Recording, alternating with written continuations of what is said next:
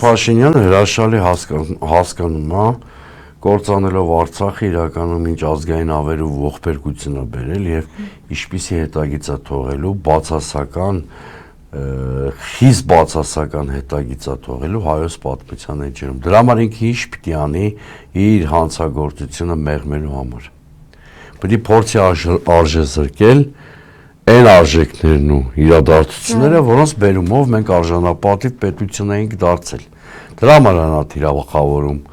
Ղարաբաղյան շարժումը ճակատագրական սխալ համարելով, դրա համար նա թիրախավորում հանրապետության հիմնադիր այրերին, դրա համար նա այնպիսի արտահայտություններ անում, որոնց բարձրաձայնումը իրենց թույլ չեն տվել անգամ հայր եւ որդի Ալիևները ամենայն անկեղծությամբ։ Ես հիմա եթե մեր հեռուստադիտողը զարմացավ, ես ավելի առարկայական ասեմ։ Տեսեք, հայր եւ որդի Ալիևները անուղղակիորեն մինչեւ 2020 թվականը առնվազն խոստովանել են, որ Արցախը հայկական է։ Հակառակ պարագայում,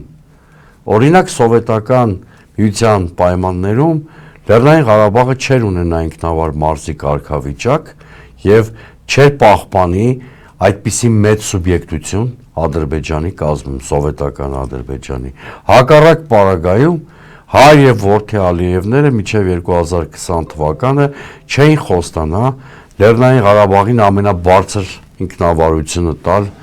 Ադրբեջանի կազմում, հա?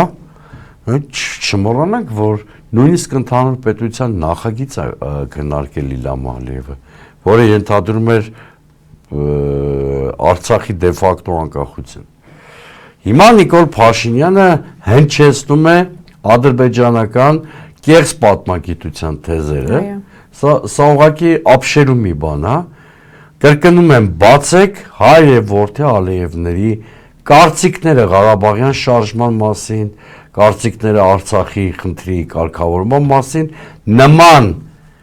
որակումներ, որոնք տալիս է Նիկոլ Փաշինյանը, նույնիսկ նրանք չեն հանդգնել տալ։